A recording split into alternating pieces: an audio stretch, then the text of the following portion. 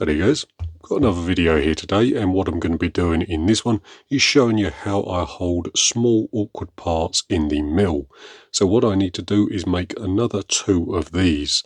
This is a safety spacer from a Daystate Blackwolf, and I need to make another two slightly thicker. So this one is 3.25 millimeters thick, and I need to make another two at around 4 millimeters thick. As you can see though, it is a fairly small part, there's not much to grip hold of, so we wouldn't be able to make it in a standard way, so we wouldn't be able to turn the OD, part it off, then move it over to the mill. What we're going to have to use is a collet block. What we'll do is use a oversized piece of material with a spigot on the back that fits nicely in a collet block, and then we'll use that to hold it in both the mill and then the lathe when we go to part it off. So with that all said, it's a much easier just to show you how it's done rather than try to explain it. So the first thing we'll do is go over to the lathe. Right then, first things first, I need to turn a spigot onto the back end of the part. This is what we will hold onto using the collet block, and it simply needs to be a nominal hole diameter. In this case I chose 6 millimeters, and you can also see that I put an undercut near the back face. This will ensure that the part butts up against the front of the collet when it's installed. With that done, we can part the piece off slightly over length, then flip the part around and finish off the turning. On this side I need to turn the external features, and I'm going to be doing that with a chamfer and turning tool. I did go through all the turning tools I use in my machines on a separate video, so that will be linked in the corner if you're interested in that. But the profile of the part is nice and simple. We just have two turned diameters with a chamfer between the steps. The diameters are 9.4 and 8.4 millimeters, so just a millimeter between the two, and once that's been sorted out, we can just get a 3 millimeter hole put straight through the center. Up next, we can finally start using our collet block, and this particular one uses ER32 collets and has 4 sides. You can get 6-sided collet blocks as well, and they're really useful for putting hexes on the ends of parts, so you can use a spanner on them. But we're just going to be getting that done up nice and tightly, then moved back over to the mill and get it held in the machine vise. And the first thing to do, as always, is to get centered up on the part, and to do that I'm just using my edge finder and digital readout. We can move the work into the spindle until the edge finder kicks out, then at that point we can zero the DRO, move over to the other side of the part and do the same thing on this side. However, this time instead of using the 0 function, we can use the half function to find the exact center point of our part. With that done, we can get the female slot cut into the top, and this will be 1.25 millimeters deep and 4.8 millimeters wide. So what I'm using here is just a 4 millimeter 2-flue end mill, and I'm taking 0.5 millimeter cuts at a time until we reach depth. What we can do then is move across in the y-axis 0.4 millimeters at a time, and that will just widen the slot out. I do have the fitting part, so we're going to be using the safety switch as I gauge for the fit, and at the moment it's just a little too tight, so I just opened the slot out to around 4.85 millimeters, and that way everything went together just fine.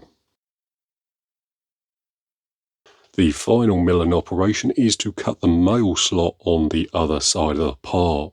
Now this is nice and simple to do. All I have to do is flip the collet block in the vise 90 degrees, aligning the female slot horizontally.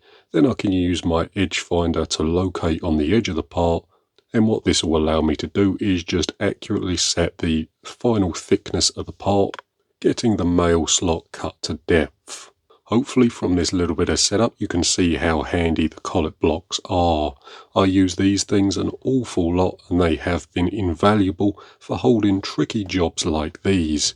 I highly recommend getting a set, as they are fairly inexpensive, and once you start using them you will quite literally find endless amounts of uses for them. With that said, the final dimension for the male slot should be just under 4.8 millimeters, so what I've gone ahead and done is roughed most of the material out. Then I can remove the part from the vise and take an accurate measurement across the flats. This will allow me to take the rest of the material off from either side nice and accurately. I will mention I do have a vice stop set up, which helps keep the part in the same position as I rotate it, and that works quite well.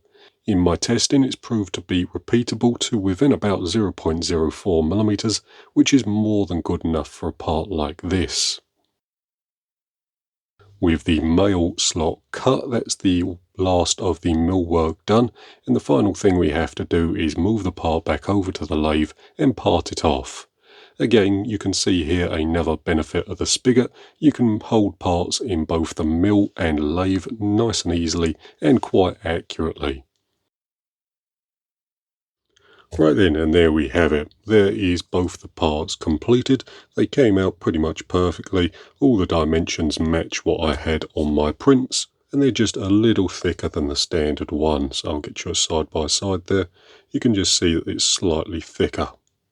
Other than that, the collet blocks themselves work absolutely beautifully for jobs like this. It makes holding small components really quite easy. And having both the 4 and the 6-sided collet block will enable you to do an almost unlimited amount of jobs. They really are quite versatile little tools.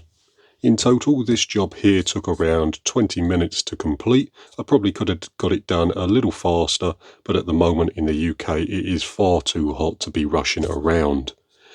Apart from that, the other thing I wanted to ask you is, how would you have made these components? Would you have done it any differently? There are a couple other ways that you could make them.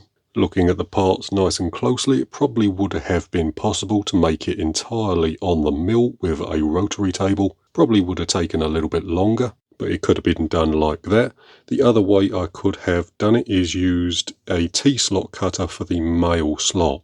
So instead of flipping the collet block 90 degrees and using a standard end mill to cut the male slot, I could have left the part as it was, then use a T-slot cutter to get the male slot milled.